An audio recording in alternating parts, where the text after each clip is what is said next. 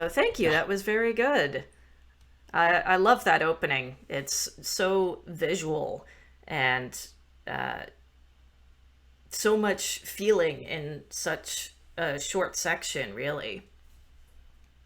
Well, thank you. I wanted to make it striking, so you got to hook them in somehow. Hmm. That's what I And it's thought. the beginning of the story, the moment that the buildings rise from the waves. Yeah, it's yeah. I hope everyone enjoyed it. I hope it maybe piqued your interest and gave you a good vision of what I tried to convey.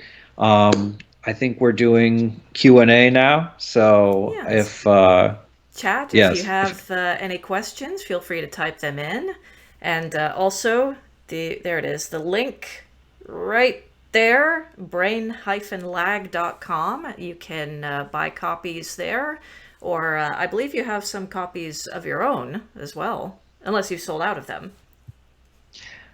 I think I've mostly sold out of mine. Here, let me just tell my social media that we are doing the Q&A in case anyone wants to jump in. Sure. All right, Well, I one thought, second. Thanks to those people who are tuning in, even if you don't have any questions. It's always good to have more people here. It feels like we're in a room with friends. So, that's right. And it's kind of like being at a convention launch party, like a number of others that I've done over the years. And, me and the author here hamming it up as much as we can while everybody else is taking it in and learning about the book. yeah, things are sure different. Hopefully, they won't be different for too long with Hmm. the coronavirus and all. But having said that, I suppose a bunch of authors would prefer to answer questions from the comfort of their own couch. I actually tried to be somewhat professional and try to sit at a desk, but if I might just get too comfortable with this, who knows? Maybe I will be in my pajamas or something next time. How are you handling lockdown? I'm doing pretty well. I always have something to do, and because I'm working on a dissertation, and then I do the French history podcast, and also I write. Most of my stuff is just me on a computer somewhere in my house, or, well, usually my apartment in Houston. I actually came back to spend time with my parents since we're all in lockdown. So, I'm used to it. I'm not necessarily an introvert, but I can be. So things are fine with me. Hmm. But I know some people. I have extroverted friends, and this has been killing them. Hmm. So yeah, Are you missing teaching? not particularly. I shouldn't say that, but I get enough interactions with people. I haven't quite missed it yet. So, but we'll see. I think I don't know. So man, it's hard to have both, I think, all of these different ambitions, but then have a day job, you know? So I know there are some people, I have a lot of friends who they stick to one single thing and that's their whole life. But for me, I mean, I like to travel. I'm working on the dissertation. I do the French history podcast, and I've always wanted to be a writer. I try to do all these different things. So if one thing is taken away from me, I can be fine. Hmm. It's how I try to live my life. I think it's a good thing because um, yeah, it really, I think, helps with depression and anxiety if you have all these things going for you and you're invested in all these different things because I think I think everything is going to disappoint you or you're going to be frustrated with something at some point. So hopefully that's not like some be all end all in your life. So now we've moved a little bit away from the book. Now I'm giving life advice, but you know what? This is fantastic life advice. To those people who are watching, please give us any questions you might have, I guess questions for me specifically, about the book, inspirations, I don't know, life advice. Maybe we can get some dating advice going. I will not be able to help you with that at all, but you know what? We are open to any questions. So anyone from Twitch chat who wants to ask us a question, please, Or chime in with any comments. Feel free. or comments. Yes, hopefully positive comments if you, yeah, what have you. Actually, I noticed this week you saw just a couple days ago we got a lovely review of The Maiden Voyage of New York City from a book blogger who ended her review by saying she could really picture this as a movie or, as you suggested, even an HBO miniseries.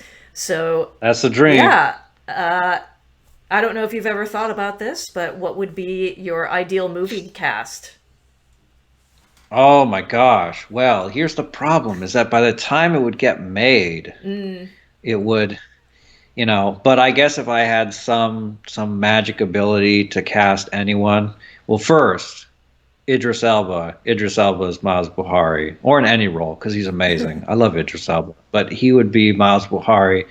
I don't know who would be the other ones because I tried to have a cast that sort of reflects a bunch of different people. One thing, um, it's at times it's very specific, and if you look in the book, there are different neighborhoods. There's Chinatown, Little Italy, and there's people who definitely come from them, and like that's a core part of their identity. And then other people have their core part of their identity is their job, their class, or just what they're personally into.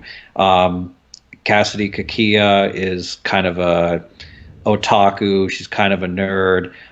But the name, which I just love that last name, is why I put it. One of the reasons why I put it in is Syrian, and so I don't know if there are any big Syrian actors. So well, we'll see. You know what? I would leave the casting up to HBO. Hopefully, if they want to do a series, I would love that. I don't know. Have you thought of anyone that you would put as? I my first thought when the blogger made these comments was I was thinking of Miles Buhari, and I think Idris Elba was kind of on my mind, as well as I can't remember his name, but the guy who played Black Panther. I thought he would be a good fit. Oh, Chadwick Boseman. Yes, Oh, he seems too noble. I don't know. that's true. And more reserved. He's not a very flamboyant person, I don't think. I love Chadwick Boseman, but Well, yeah. that's what acting is for. Oh, right. Acting. Yes. Well, I'm not an actor, so there you go. And I don't watch a lot of movies personally, so it's hard for me to say, who would make a good fit.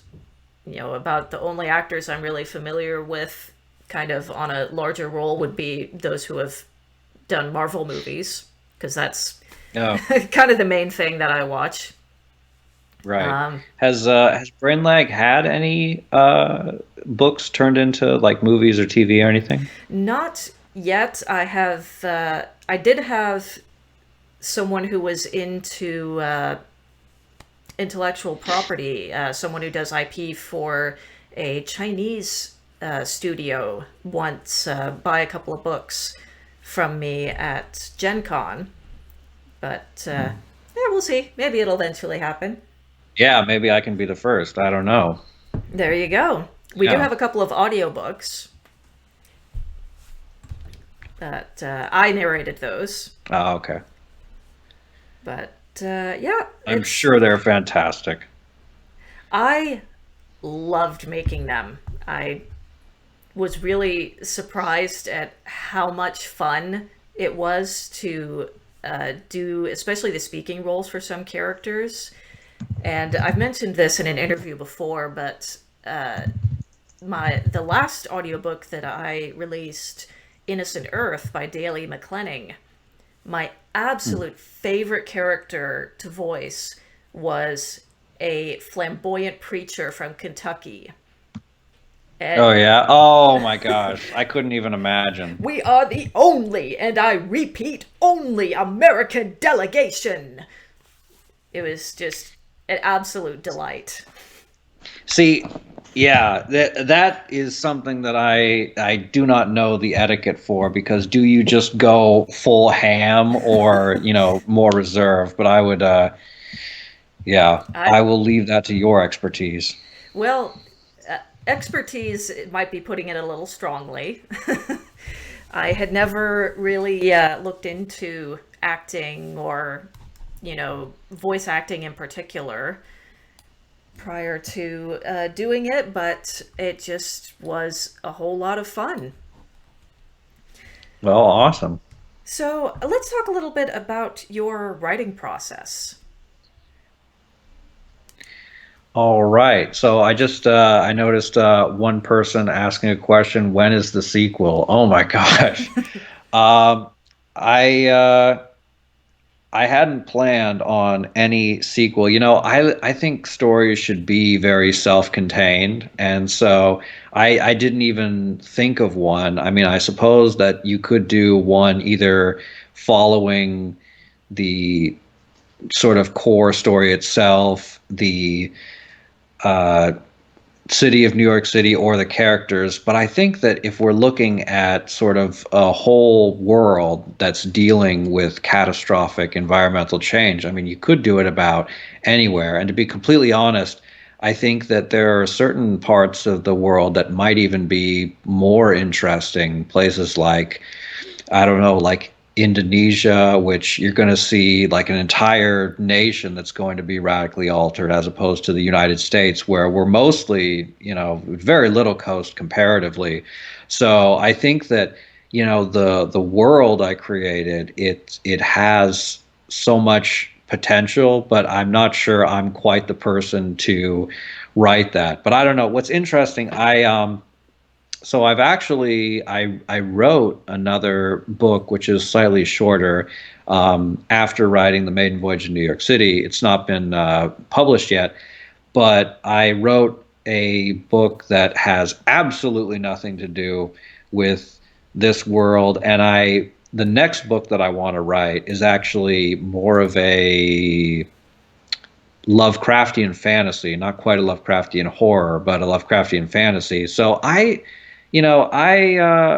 favorite authors are people who they just write self-contained, interesting story, and then that's it. It doesn't necessarily have to be this giant series. I know a ton of people.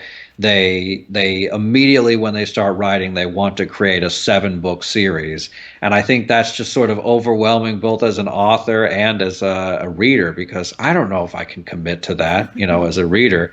So yeah, I hadn't planned on a sequel. I mean, I know that writing a whole new world each time can be hard, but I think it's worth it. It's more interesting. So yeah, just to answer that, thank you for the question, John, and anyone else in the chat if you have a question for me. So getting back, what was your question, Catherine? Well, I was just going to mention on the topic of perhaps doing stories in the same world about different cities. Now, obviously, you've done a lot of research on France and French history. So surely there are some wonderful opportunities for doing something similar there. Oh, like in the same world? Hmm. Oh, I don't even know. I mean, I think just because supposedly if most of the ice caps melt, then the Seine would overflow, and so Paris itself might be in trouble. But I think that'd be kind of an interesting scenario. I mean, theoretically, I think most of France would be fine, except Brittany, which might be gone. So everyone's favorite crepe place would unfortunately be beneath the waves. But I like to imagine that if the if Paris starts to get flooded, that the Dutch will come in and save them. I think one of the most impacted, actually, I think that I saw from my projections would be, or I don't mean my projections because I wasn't the one who was coming up with these stuff, but let me actually pull out the map and I'll post it in Twitch chat. Uh, 1 second, because there's actually, it's basically Google Maps, but you can see what how much the Earth would be affected in what parts if the sea levels rose. So let me pull that up 1 second because it's so fascinating. You can spend an entire day just looking at this map. Hang on 1 second. Stalling for time. Oh my gosh. But yeah, just stuff like this. Like it. If I can't get this soon, I will. So I will drop it, but I do think it's so fascinating. Sorry. I was just going to mention, since you're talking about this, were there any other inspirations that you used during either the plotting or the writing of this novel? Like any music that particularly inspired you, or if you have any graphics? I found some really interesting pictures, like paintings that people have done of flooded cities. Was there anything like that that you had around for inspiration? Oh, really? I'd love to see those. Um, Maybe not. I mean, here's the funny thing, because as an artist, it's amazing, I think, what will strike you and in what way it'll strike you, because it's it's so unpredictable. One of my favorite sayings of all time, and I should know the person who said this, famous sci-fi author, who said that if the human mind were so simple that we could understand it, we would be so simple that we couldn't. It's a very, very interesting, yeah, because Mm. essentially there are a lot of things in the human mind that you're not conscious of, so much that makes up you, that essentially just being a human being is itself a constant mystery. And it's just the way that physical properties work, we will always be a mystery to ourselves. I think that's kind of, beautiful and wonderful.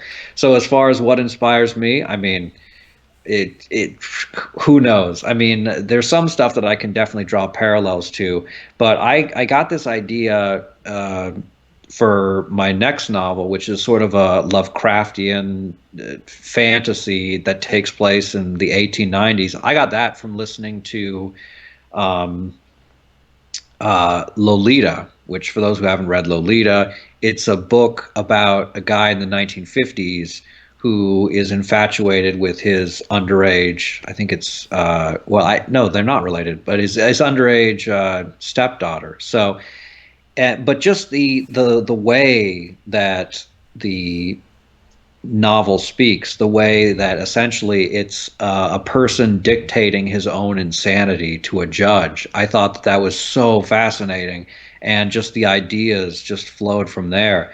So as far as the maiden voyage of New York City, there are certain things that I can definitely draw on, which is The Wire, the written works of Ian MacDonald, who likes to tell the stories of cities or cultures from the perspective of different people involved in it. So there's some things I can definitely draw inspiration from, but I think what's so wonderful about sort of original stories is how some of it comes together in completely unexpected ways, like a mosaic. So, that's not quite an answer, but it's I think it's a better answer than me trying to put together all the pieces and say this is what inspired me to do this. Well, and I'm sure it's been a long process to get the book to this point. When did you start writing Maiden Voyage? Uh, 2010 actually. So I started basically. I Man, how deep are we going to go down the rabbit hole? So I'll do a short version, which is basically when I was younger, and I'm not going to name this person because maybe other people like it, whatever. I'm not going to trash another author. But when I was young, there was a very, very popular author who was also young, who was like, I think 17 when this book got released, and it became a huge New York Times bestseller. And I tried to read it, and after reading the first page, it was so poorly written that I just thought, this is terrible. And so I thought to myself that, I'm not going to do this sort of thing. I'm going to come up the right way. And so I wanted to essentially publish short stories. I published my first short story when I was 18 and just kept publishing short stories every year since then. And then eventually I realized, these short stories are great, but it seems like novels are the only thing that can actually sort of pay the bills, which is kind of sad because there was a time in American history and I think mostly world history where you could make a living off of short stories and short stories, man. Um, I think there's just something wonderful about telling a complete idea in just such a short space. And I think some of the most original and moving ideas come from short stories, which at this point might be a good time to mention that we have a short story collection coming up. Oop, where's my Oh, you already camera? have that? I Oh, still have, wow. these are advanced review copies of Ooh, The Light Between Stars. I still have some available if anyone would like a copy for review. So this is Brain Lag's first anthology. We've got 10 short stories in here, including one from Gary. And yeah, I absolutely loved the story that you submitted for it. If you'd like to take a thank you. moment to tell us about that. Well, before I do that, I gotta ask you because I'm always trying to improve. And what's interesting is that I think I pretty much finished the book. So I started writing 2010. I really finished the main plot around 2011, and then I just kept editing through 2012. And I feel like I've grown so much more from that. So I don't mean to pit you against my babies, but when I came up with that story, I had struggled for so long trying to come up with an idea. But when I came up with that short story for the anthology, I thought, wow, this is one of the best things I've ever written. So, what do you think? I really enjoyed it. I thought it was a fairly simplistic, I guess, world conflict, maybe. Like, it was compressed, I guess, is the right word for it. But is just, again, the characters really shown in it, the way they had their own ambitions, their own flaws, and I just thought it was a really beautiful story, and I gotta tell you, it came that close to being the first story in the book. Oh, what place is it? I won't be offended no matter what you It's pick. actually in second place. Oh, second place. That's Okay. right. It's See, number two, second story in the all book. right. See, I thought, you either do the first place or you do the end, so you end on a high note. But, I'll take second place. I'm excited to read whatever first place was. Oh my gosh. Well, I tell you what, the first story in the book, it's just a fun, delightful little bit of space opera. The thing that really grabbed me with this one, the main reason why it ended up first instead of your story, The Coward and the Thief in Paradise, the opening line, here's how it went. And that just, bang, just grabbed me so Oh, suddenly. That's it. One line, one paragraph, here's how it went. And then, yeah. right from there, it goes on, wake up everyone, system side coming up fast. Navs, you there? I asked through the intercom as we came out of FTL. So, you've got some really interesting space opera going on there, but just something about that first line just really grabbed. But then The Coward and the Thief in Paradise is just beautiful.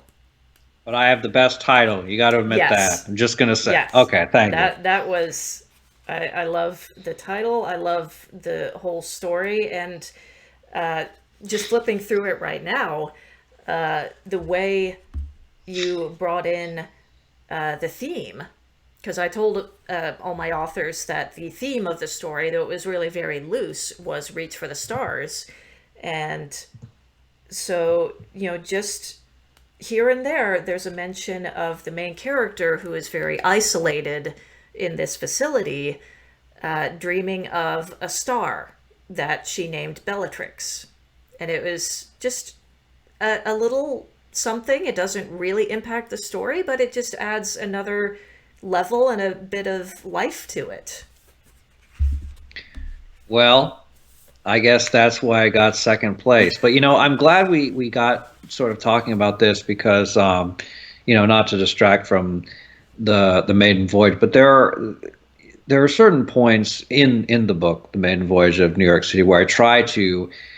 It's almost like where I try to present a vignette or a look at something because I do, and I try, and I think I was inspired in part from just all the different short stories I wrote because I've published short stories, I published science fiction, fantasy, drama, historical fiction. I mean, humor, pretty much everything you can think of. And just when you get into the habit of doing more than just one genre, I think that really opens things up. And yeah, like I said, for those people who aren't into short stories, I think maybe you should look at this upcoming anthology and maybe look at some of my old short stories. But I'm sure if you just Google me, you can find them. But otherwise, short stories are just so wonderful. I think even micro stories. I think my favorite micro story of all time. Stop me if you've heard this,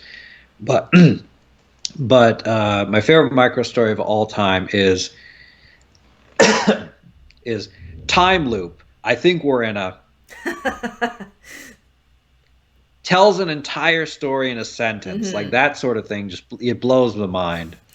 I Something like that was kind of the inspiration for a micro story that I wrote a couple years ago. Ever since I met myself, reality hasn't been the same. Oh, that's fantastic. And it was kind of are you meeting your past self? Are you meeting alternate dimension? And just trying to encompass a lot in a single line. Oh yeah, no, definitely. That's I definitely caught all the different layers there. It's so semi-random thought, but you asked about inspiration. I think what's funny, and I think a lot of authors can relate, is the inspiration you get right before you're going to sleep, where essentially, because the logical mind is going away, but it's not quite gone yet. But then you have sort of the dream logic that's starting to kick in, and that's when I think a lot of us get our great ideas. And it's always a struggle for me to decide, whether what to write. I always try to write something down, but the thing is, I usually try to write in shorthand because I'm not going to wake up and write down this entire long idea. But the problem is that sometimes it's almost like I'm both the criminal and the detective because I basically leave clues for myself to what I was trying to think of last night. And so what happens is I'll write in shorthand and I'll wake up the next morning and I'll just have a note that says ghost dog. And then I have to try to figure out what it was that I was trying to think of.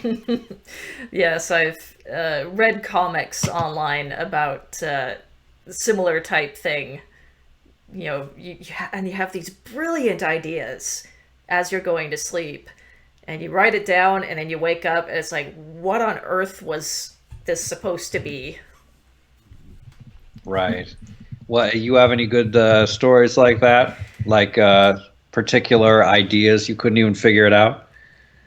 Uh, I can't think of anything offhand. I don't tend to write down a lot of my late night ideas when I get them.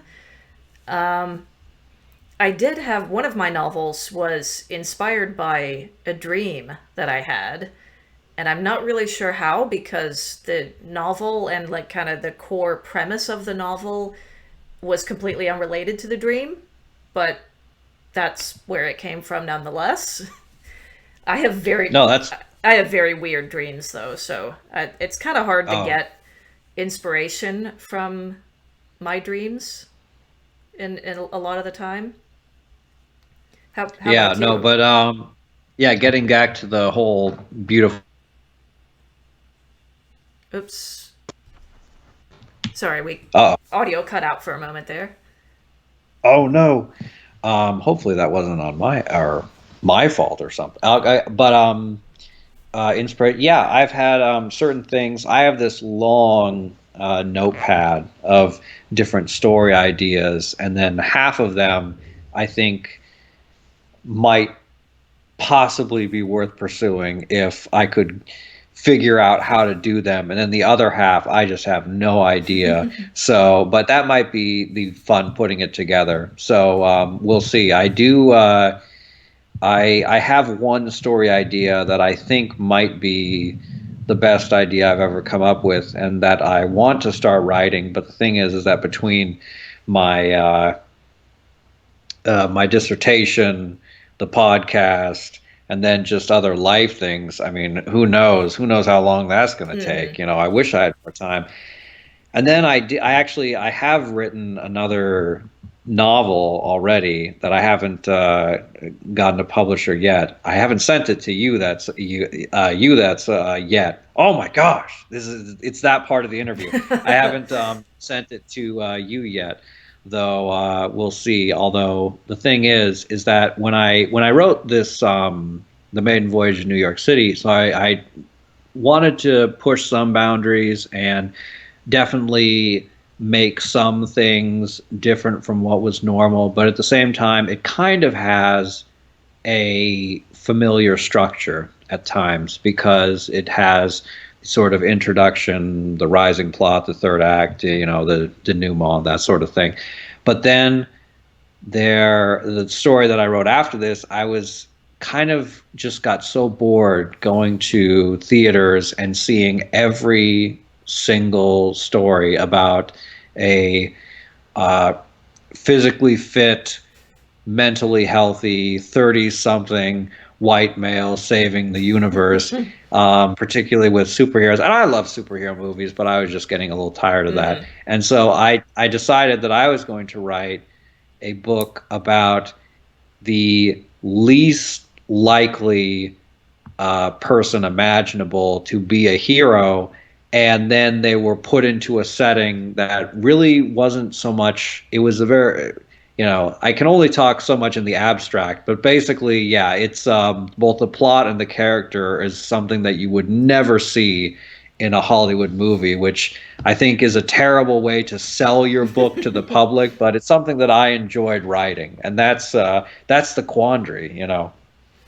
Well, and that's kind of the beautiful thing about writing is that you can explore more variables easier than you can with a visual medium like film. Oh yeah, definitely. And I love the little tangents.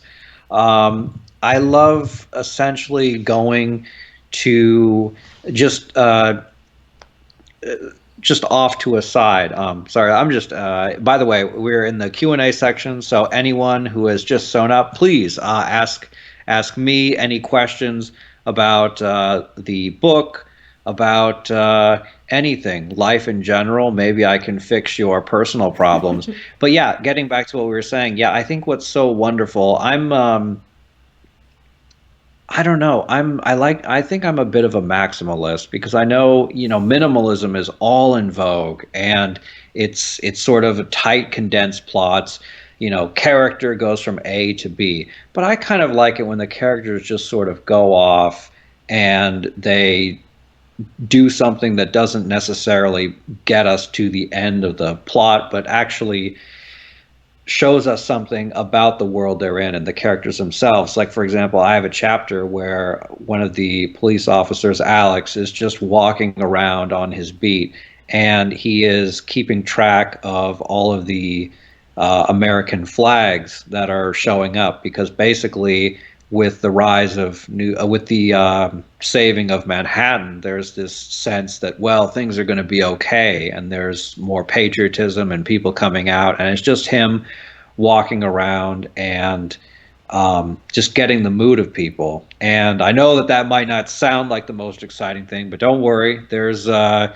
lot of action and drama and some violence and conspiracy in the book. So there are moments, but I like it when a character can just explore the world that they're put in. It's kind of like if you've seen the movie Escape from New York, which I saw after writing this, so it had no part in the inspiration whatsoever. But in like Escape from New York, there's a moment where Snake Plissken he can't find the president and he has no idea what to do, and he just pulls up a chair and he just sits down while the all of New York is burning around him. And I just thought, wow, that's such a great moment. And it says a lot about characters when you have moments like that. And obviously, that's something that I enjoy in books too. Otherwise, I would have, asked you to edit it out.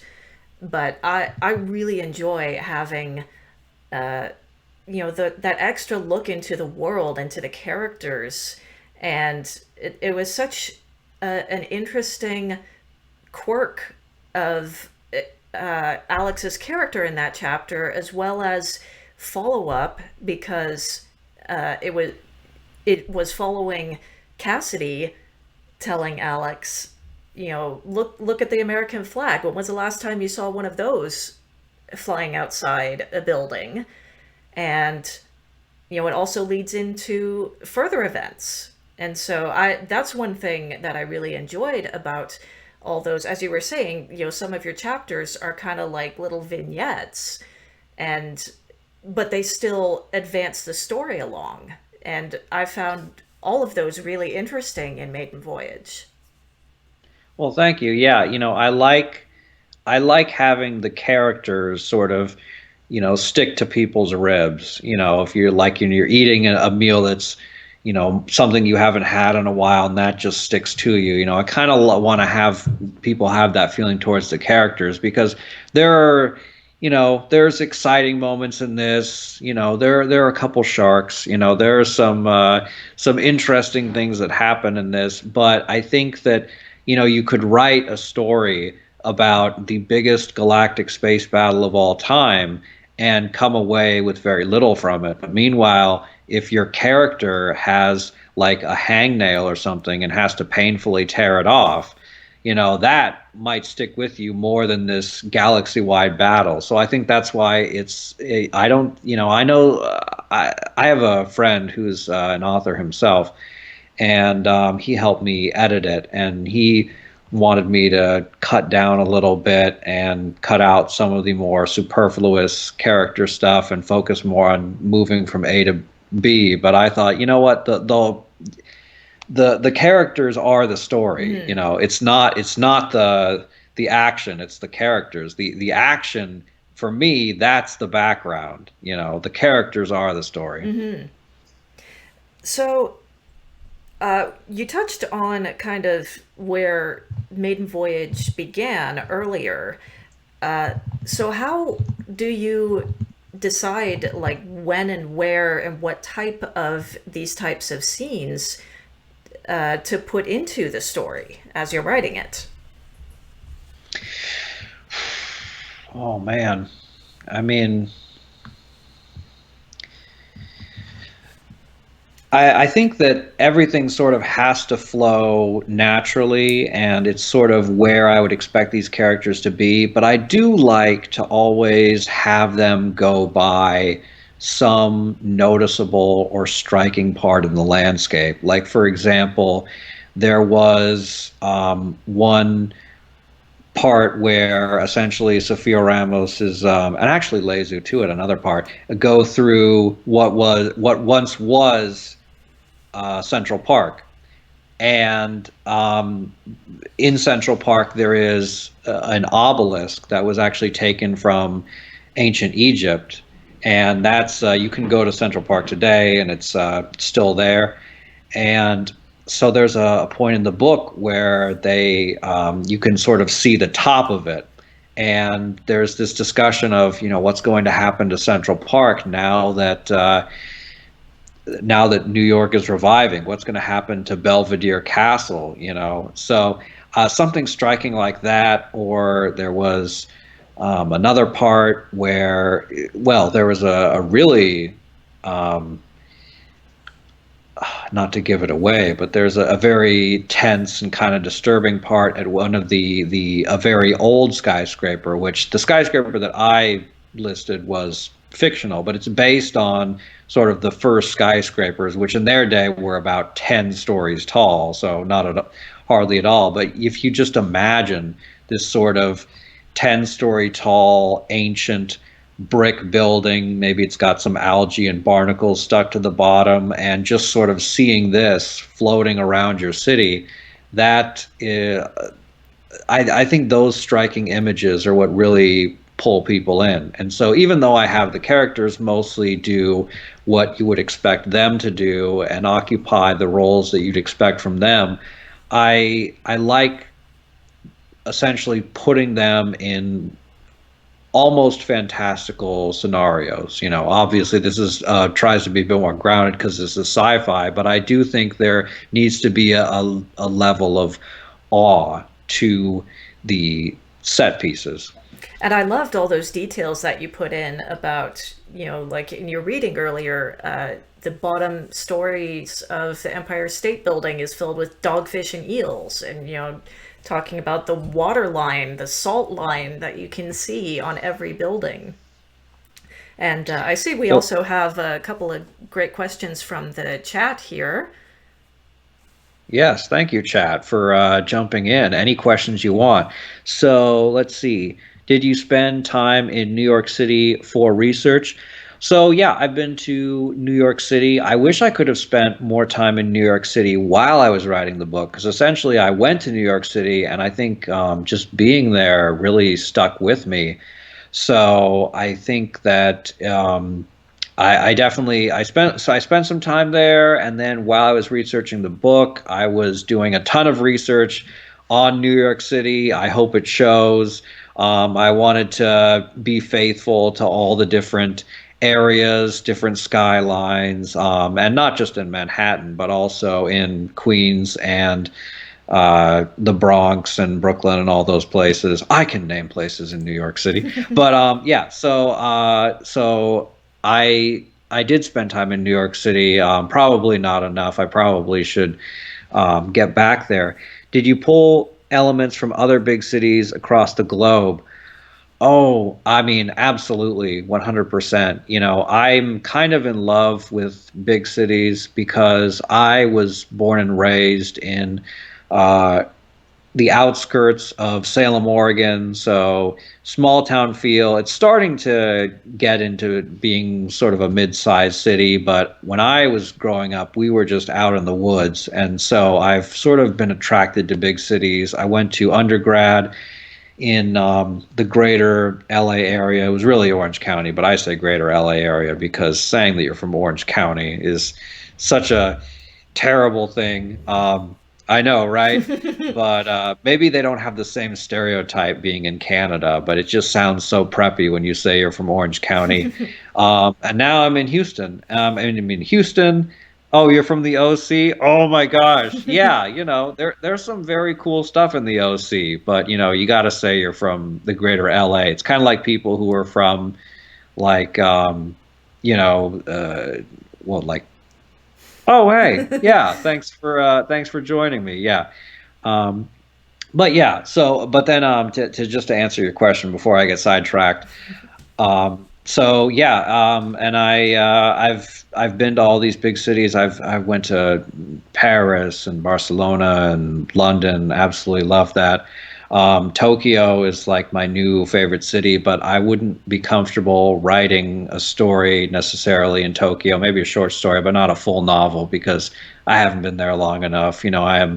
I'm definitely a Japanophile dork, but I'm not on that level.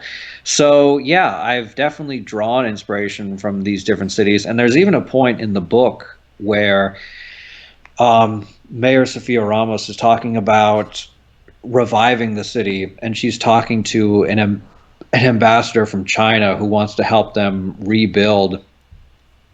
a rebuild Central Park and have, just like the Manhattan where you have floating skyscrapers, essentially have all these different floating places in the park, have like a Buddhist temple, and you have all these different people who want to sort of remake New York City in their own fashion. And there's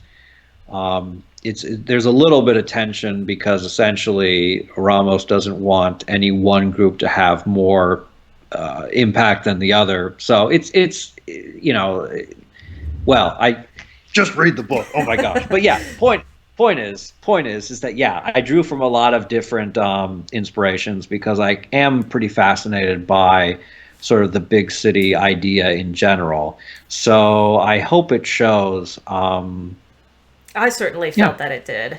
And Well, thank you. Aaron from the chat was also asking what some of your favorite places are in New York City. Oh, and they say that they adore your Yes, headphones. thank So you. I know I should have. I don't know if you were in the chat earlier, Aaron, but did you see? I'm not as flavorful as Catherine, but I do have my Lovecraft shirt on, so I wanted that to be my first big appearance. Um, what are some of your favorite places in New York City? So I wish I had gotten to tour it more, but I think the Central Park as an idea is just so fantastic because I mean, can you even imagine New York City without it? Because here you have all these massive skyscrapers, and if it weren't for Central Park, I think that New York City would basically be an urban hell, you know. Mm. But with Central Park, you have this absolutely wonderful break in it. Aside from that, I know this is gonna might sound a bit weird, but I'm kind of in love with the maybe more the idea of the subway than the subway itself because I'm not really a car person so much. I know some people they just love taking apart cars and putting them together and making them go vroom vroom. I don't really care. When I spent a year in teaching English in France, and what's wonderful is that you can get anywhere you want to go to relatively cheaply through trains, buses, and metros, which are just sort of everywhere in the big cities there. Whereas in the United States, and I don't know how it is in Canada. You have to tell me. I think Canada is a little bit better, but in the United States, it's basically like what, like Boston and New York City and a couple other places that have subways, but everything else is just all cars. So I think just the subway itself lends itself to uh, sort of an interesting thing, and it's also a great equalizer because what's so wonderful, I was just researching New York and look, and not even just articles, but even just pictures, and you see, you know, a guy in a nice suit on his way to Wall Street, and he's sitting next to a young woman with their child, and they're obviously not of the uh, higher sort. And then you can see like a homeless guy falling asleep next to them. And what's so crazy is that I think that some those people have just learned to live with each other. That's sort of the weird thing because when I was in Paris, it's like you see so many people who you'd think if they would try to avoid each other, but they've just all learned that, well, we're in this together, and it's just this huge collage of all these different people. I wish I could pull this up quickly. I don't think I'm going to be able to, but when I was in Paris, I took a photo because I was in this subway car, and just all different kinds of people. And then you had one person that was playing a tuba, and trying to get money for playing the tuba, and everyone around was just sort of acting naturally and just chilling. Even the guy the tuba was right behind him, and it was blowing into his face, And he was just like, well, this is just how the subway is. So, something like that. It's just kind of magical. I love seeing the photos that you'll come across online sometimes of just fun encounters in subways, particularly New York subways. Just very different people interacting friendly with each other, sudden dance parties or, jam sessions with, buckets and, banging drumsticks against the support poles and, just the different kinds of people that come together on the subway. I think it's very fascinating. Yeah, and I think this is such a beautiful thing, and one of the reasons why I chose New York City because, I think that the more I think just just elephant in the room, but I think just the word diversity can kind of put people on edge sometimes, especially when they feel it's like forced diversity. But in the case of New York City, you can just have all of these crazy characters together in one place, and it just works naturally. And you don't have to make some excuse for why it is. You can just have any type of character in your story. And so that's why I think New York City is so fantastic. I mean, I've done stories about I did a story about rural people in Texas, in a city of like 200 people, and there's only so many different kinds of people you get there. Obviously the individuals might be different, but you're not going to get a community of Zulu, right next to like, a traditional Japanese family. I mean, maybe you could. Maybe I should write that story. There Maybe you that'll be go. interesting. I know. But yeah, New York City is such a place, a natural setting for interesting things to happen. And I think, that's why it's so great. I think large cities in general are like that, but New York City just has such a rich history and being so diverse. I think that's a good natural place for that. I don't know, maybe New York City, I think Toronto might even be more diverse than New York City. I don't know. They're probably close, at least. And again, they're both big cities with a lot of history and, yeah, very diverse. And Toronto's a great city, but I can't imagine that a book titled The Maiden Voyage of Toronto would sell quite as well. No offense to my Canadians. Now I've lost all my Canadian there you fans. go. I already lost my. You're working your way up. Well, that's okay. We've got other brainline titles from Toronto or thereabouts. So Haley in the chat was just asking, haven't finished the book yet. Will it be a standalone or will there be more in the series? I know we touched on this earlier in the interview, but if you wouldn't mind just repeating Oh yeah, yourself. sure. I mean, here's the thing. I'm the sort of person that I like to create my own world and then just have it be a completed story. I suppose if this goes on to be a number one New York Times bestseller, then sure. If there's enough demand, then I'll try to think of something. But I really don't write stories so much to be part of a series. I don't want to have my readers essentially have to read 7 books in order to get the whole series. I don't want to, and I especially don't want to pull a George R. R. Martin on you and spend 11 years writing one book. So if people want a spin-off or a sequel, maybe one day. But honestly, I'm currently working on something very different. So we'll see. And then you can expand your reader base for those who are, not so into sci-fi. Will go, all right, well, try this one. Yeah, one thing again, I know we all have our preferences, but for me, I have always admired people who are able to do multiple genres. I admire someone like, Stephen King, who he mostly does horror, but then he can write like The Shawshank Redemption or The Green Mile or these stories that are so different in genre. Or people like, one of my favorite directors is Danny Boyle because he can make something like 28 Days Later, which is a zombie film, but then he'll make Slumdog Millionaire, or he'll make which is like a about it's a pseudo realistic sort of Indian drama, but then he'll make Sunshine, which is a great sci-fi movie, so underrated.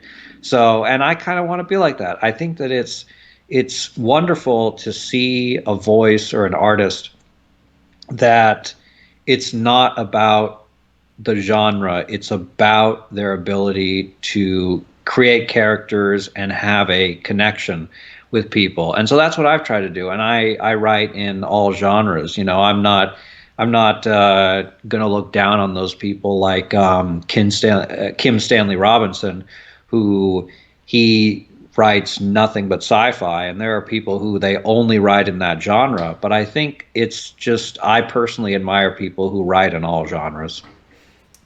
Ah, great. So we have a couple of great questions from John in the chat. I'll just go ahead and answer the last one because I can do that quickly. So after the stream is done here, it'll be up on Twitch to watch for, I believe, a week. It'll stay up on Twitch. I'm also planning to upload it to the Brain Lag YouTube channel, and I will Oh, awesome. announce on social media when it's available, and then you can view it anytime you like.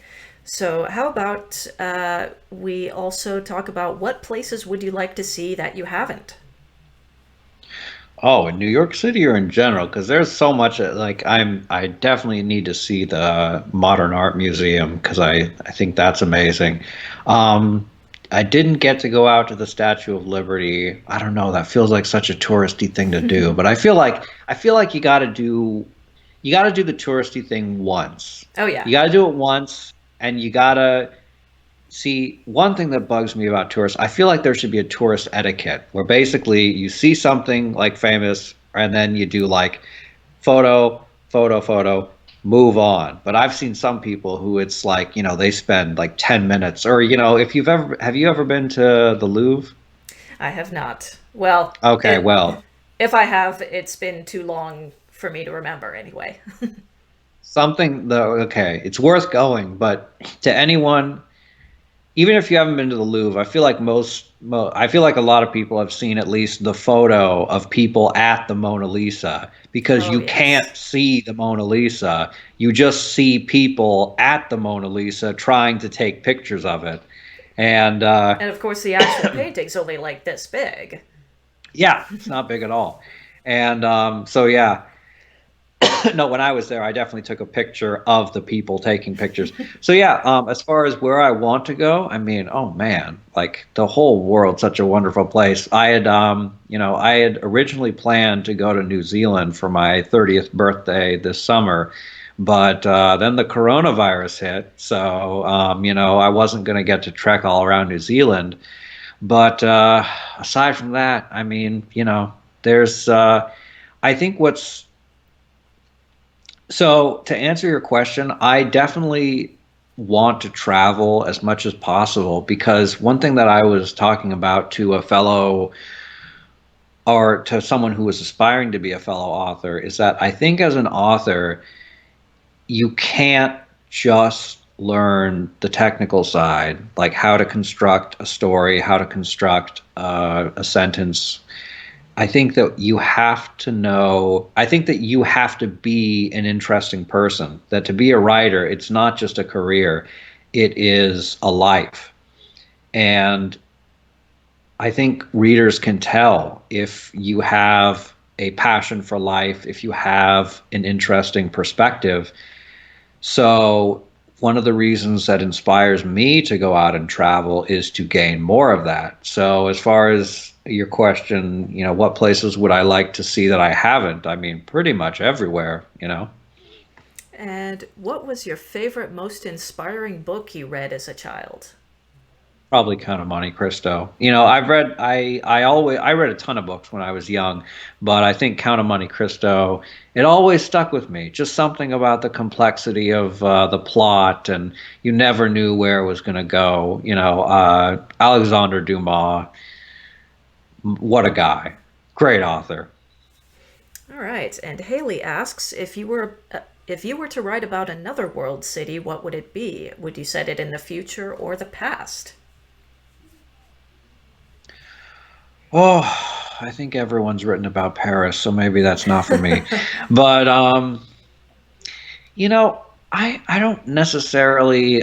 Again, one thing is that as a writer, I like to have every story be something new. I like it that if you've read one of my books, then you might get a certain feel for my style, but you don't know where I'm going with it. So as far as future, the things that I've planned, it's not necessarily centered around a city. Although I wrote a novella that's available on Amazon Kindle that is 99 cents. So if you want something cheap, I think it's worth more than 99 cents. But basically, I put it up there for 99 cents because I thought that if it was super cheap, then I would get tons and tons of followers, but that did not happen. I did not become famous then. But anyway, it's if you go to Amazon Kindle, it's The Last Pet Shop in Belfast. And what happened was I was in Belfast 2011, I think it was, and because I wanted to get because I was young and doing the whole Euro trip thing, I got a super cheap flight on Christmas Eve and like at midnight. And so the following day, I decided that I would get out of the hostel and go for a walk. And I just walked around Belfast, and it's Christmas Day in Belfast, very, very Christian area. And here you have this big major city that is completely empty. Like I was literally walking across 4 lanes of traffic and just no one. Everything was closed down. There wasn't a single person out there. And this was this huge major city. And then that inspired me. And so I wrote The Last Pet Shop in Belfast, which is essentially about some catastrophe has happened. I didn't specify which because that wasn't important. What's important is that basically there are very few people living in the remnants or living in these sort of emptied big cities. And basically, the way that they get through it is they form these connections with pets. And everyone's got their own pet. And it's about this young guy who works at the Last Pet Shop in Belfast, and it's kind of, I don't know, my dark subversive humor mixed in with that whole image. So if you want another story which is remarkably underpriced, that's about, I don't know, 80 pages long or so, that's about a city. There you go, Last Pet Shop in Belfast. Go check it out. I think I'm going to have to add that to my Kindle TBR. All right, we just got a couple more questions from Haley. Who is your favorite author? Do you have a favorite contemporary author? Ooh, who's my favorite author? Maybe Ian McDonald. He's great. If you're into hard sci-fi, Ian McDonald does he does essentially one of my favorites is River of Gods, which is about India in the year 248 or 2048. Oh my gosh, 2048, and it tells a story of this one state in India from the perspective of a bunch of other people within it. And it's so great because it's basically like 550 pages of story, and then it's 50 whole pages of just mind-blowing climax. You know, if you've ever played the video game Bioshock, Bioshock Infinite, which has gone down as a classic. I know this is so nerdy of me to say, but because normally, if you have like a movie or a book or something, it's 98% plot, and then there's like the big twist, there's the big reveal.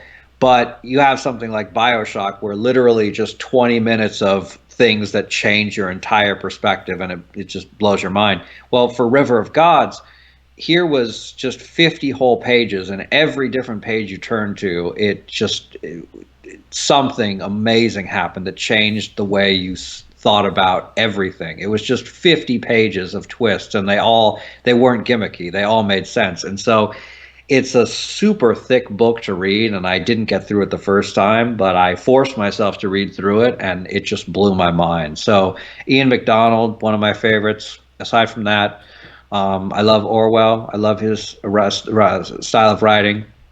I love maybe my favorite author nowadays is John Steinbeck, because more than just the Grapes of Wrath, I mean, he just has so many great books. Even his humorous books, which like Tortilla Flats, which people love him for his depressing books, The Grapes of Wrath, East of Eden, but he has so many great books in different genres. Contemporary author, maybe Ian McDonald. I don't know. J.K. Rowling before she discovered what Twitter was. I don't know, but yeah. Obviously, it depends on my mood.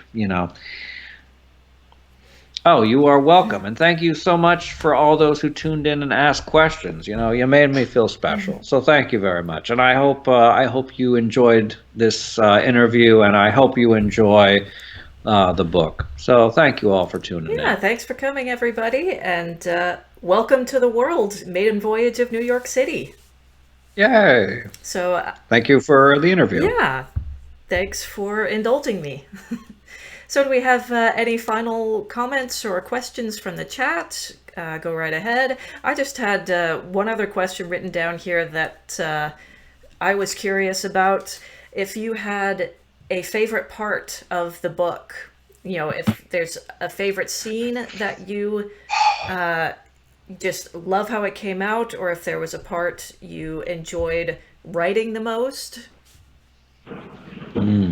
Oh my gosh. I think that would have to be chapter 6, which not giving it away, but it involves sort of scuba diving through the old city. That basically there's I you're gotta looking it check. up. I gotta check now. Okay, so basically um, it's essentially people scuba diving, going down into what was New York City, whereas you have these giant floating skyscrapers above, but then you have them going through all of these famous landmarks like Avenue of the Americas and that sort of thing, and just going through what was once this booming metropolis, and now it's basically become like a modern American version of Atlantis. So like that's definitely one of my favorites. I I like the very end of the sort of the climax. I thought that was great, and yeah, I think anything.